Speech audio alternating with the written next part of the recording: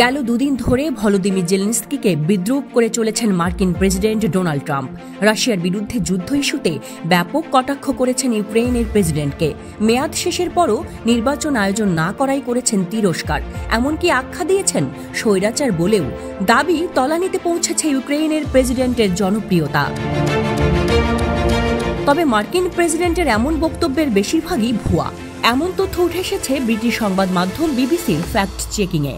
Ukraine ইস্যুতে যেন ছড়াচ্ছেন একের পর এক মিথ্যার ফুলঝুরি। বিবিসির তথ্য অনুযায়ী ট্রাম্পের জেলেনস্কিকে স্বৈরাচার আখ্যা একেবারে ডাহা মিথ্যা।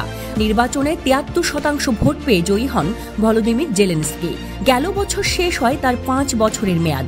স্বাভাবিকের তুলনায় অতিরিক্ত 9 মাস ধরে পালন করছেন প্রেসিডেন্টের দায়িত্ব। ইউক্রেনীয় গণমাধ্যম ও গণতন্ত্র বিষয়ক গবেষণা সংস্থাগুলোর তথ্যমতে আইন মেনে বৈধ উপায়ে ইউক্রেনের গদিতে আসীন রয়েছেন ভলোদিমির জেলেনস্কি। যুদ্ধকালীন পরিস্থিতির কারণেই এখনও সম্ভব হয়নি প্রেসিডেন্ট নির্বাচনের আয়োজন, যা জেলেনস্কির একার নয়, বিরোধী দল এবং জনসাধারণের সম্মিলিত সিদ্ধান্ত। ইউক্রেনীয় প্রেসিডেন্টের জনপ্রিয়তা নাকি নেমেছে 4%। ইউক্রেন ইস্যুতে কথা বলতে গিয়ে এমন ভয়ঙ্কর দাবি করে বসেন মার্কিন প্রেসিডেন্ট। তবে এর সাথে নেই বাস্তবতার কোনো মিল।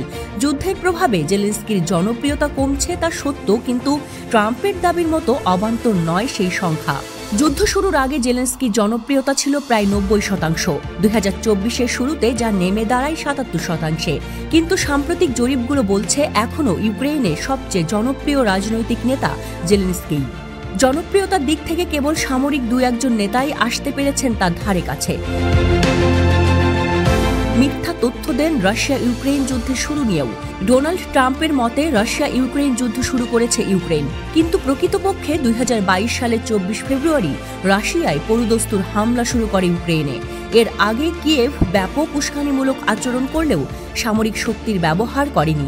ইউক্রেন যুদ্ধ শুরু করে এমন দাবি কথার মারপ্যাচে প্রমাণ করা গেলেও আক্ষরিক অর্থে তা শুরু হয়েছে রাশিয়ার হাত দিয়েই। এক বক্তব্যে মার্কিন প্রেসিডেন্ট ডোনাল্ড ট্রাম্প বলেছেন 3 বছর ধরে চলমান এই যুদ্ধে বিধ্বস্ত হয়েছে ইউক্রেনের সব শহর। তবে প্রকৃত চিত্র কোনোভাবেই এমন নয়। ক্ষতিগ্রস্ত হয়েছে কেবল দেশটির সীমান্তবর্তী এলাকাগুলো। ট্রাম্পের বক্তব্য মানেই যেন ভুলভাল তথ্যের ভাণ্ডার। প্রতিপক্ষকে ঘায়েলে বরাবরই মিথ্যা কথা বলতে দেখা যায় তাকে।